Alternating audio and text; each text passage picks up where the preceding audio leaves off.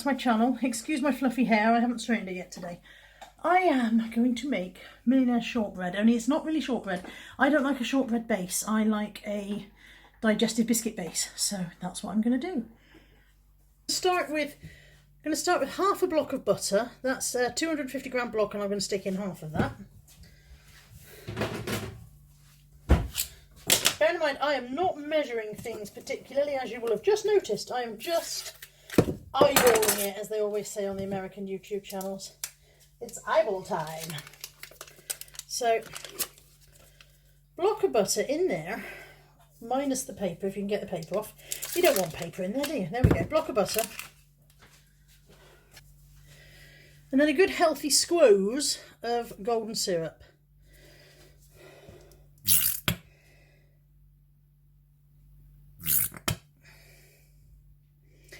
By a healthy squoze, I suppose there was about a third of this bottle left. It's a 300 gram bottle, and I'm going to use most of this third. So would we assume 80 to 100 grams? I think that would be fair. The only reason I'm not using all of it is because I'm too impatient to wait for it to continue splurting. This is going on a low heat to melt away while I smash up my biscuits.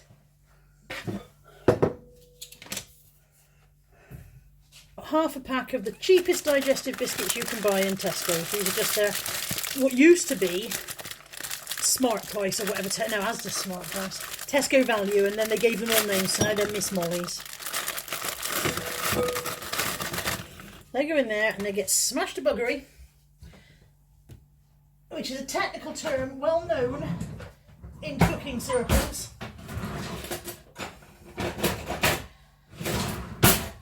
With my rolling pin, the end of my rolling pin.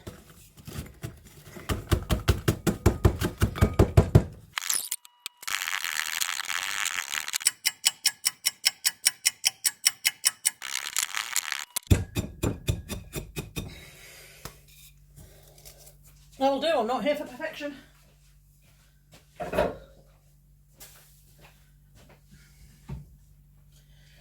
My butter and syrup have melted together beautifully. They go in. That's really hot, by the way, don't get that on your hands.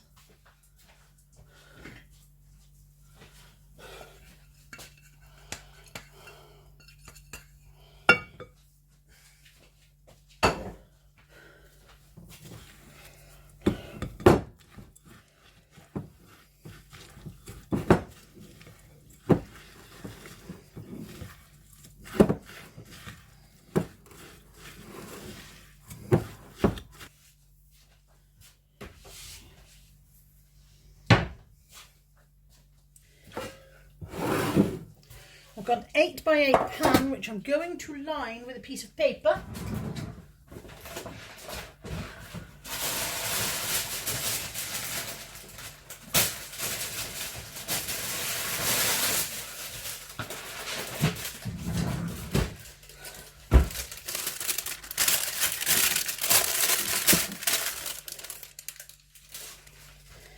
Handy tip, if you wet your greaseproof paper, you can screw it up and then you can get it into your pan more easily. I am full of handy tips. I've not bothered about the sides, it's mainly a lifting device so that I can lift my caramel shortcake out afterwards. And then that goes in. And is pressed down. I could have used a slightly smaller pan. I'm going to have quite a thin base, I think. But we live and learn. Such is life. Press it down as evenly as you can. Remember, that's still bloody hot. Syrup stays hot for a while. Don't stick your fingers in there until you're sure it's cooled a bit.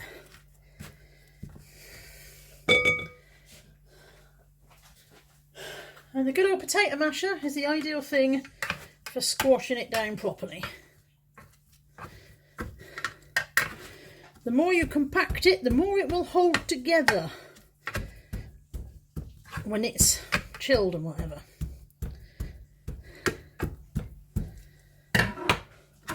That bit's done. That needs to cool before the caramel goes on, so I'm going to pop that in the fridge for a bit. For my topping, I bought a can of Carnation caramel. Now, I've always bought condensed milk before and made the caramel myself. So this is an experimental, really. I've never used the ready-made caramel, but I'm sure it'll be fine. Okay, so we're back out of the fridge. Lid off of the caramel, looks good. Looks fine.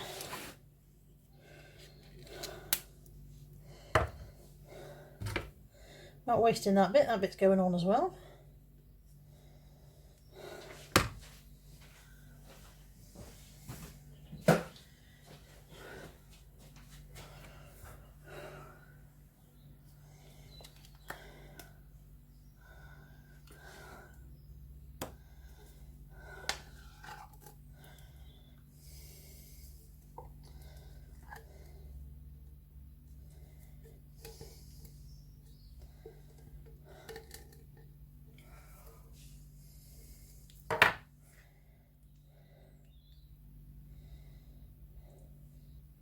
Very thick. It's thicker, I think, because it's cold. It says on it you don't need to heat it, but I think it's thicker than when I make it myself, because obviously I pour it when it's still warm and then it spreads more. So this is a little bit more challenging to spread, and I'm glad I put the base into the freezer. I don't know if I said fridge or freezer, but I put it into the freezer to chill for a bit, and that's certainly helped with spreading the caramel because it's stopping the base lifting.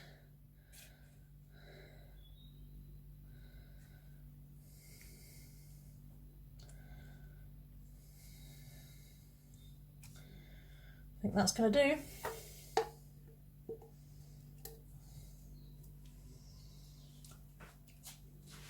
Tastes nice. And I'm going to put that back into the freezer now and then come back and put melted chocolate on it a little bit later on.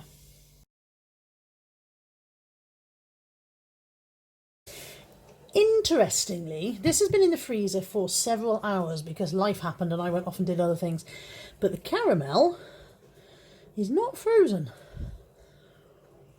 Maybe caramel doesn't freeze. Very cold, not frozen.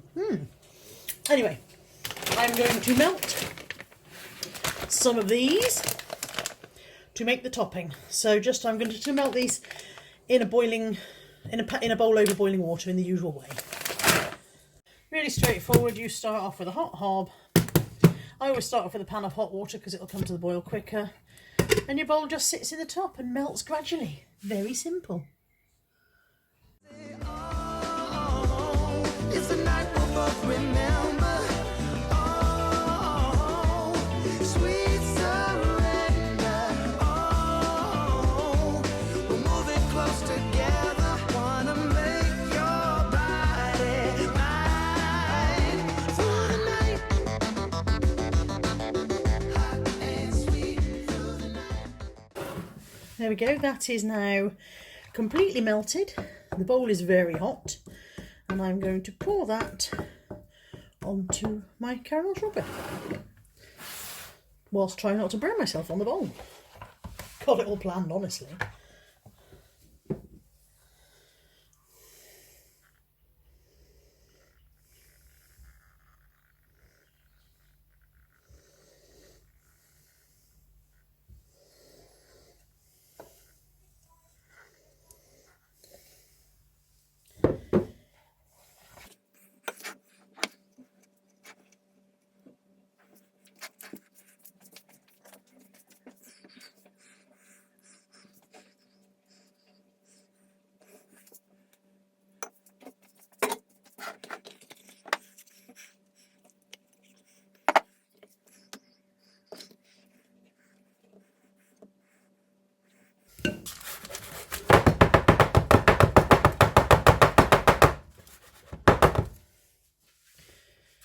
Okay, all spread, giving it a bash to level it. I'm going to put it back in the freezer.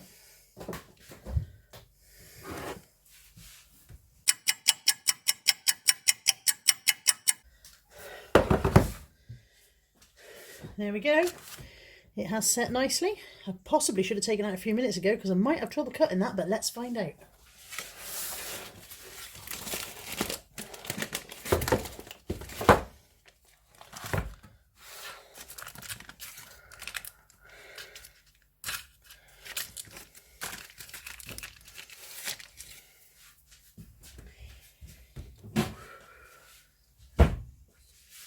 Aha, have knife.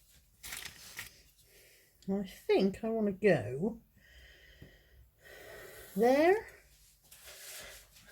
and there and there, there and there and there. I know they're pretty small, but they're gonna be pretty rich. Let's just hope I can cut it. Oh, well, it cracked where I didn't want it to. That was annoying. Oh. So the caramel's very oozy, and the biscuit is like a rock face.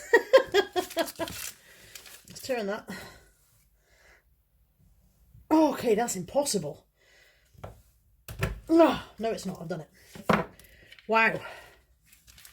The caramel just hasn't set. Now, I've never used this caramel before. Like I said, I've always made my own, and the caramel simply has not set. So that might be a lesson learned. Look how messy that is. Very nice. Very sticky, and it's very collapsible, apart from the base. So, I think I wouldn't use the tin caramel. Tin caramel tastes fine, but I think I wouldn't use it again because it hasn't set like the other stuff would have done. However, as you can tell by my full mouth, that is delicious and very sticky. There we go. Millionaire's shortbread.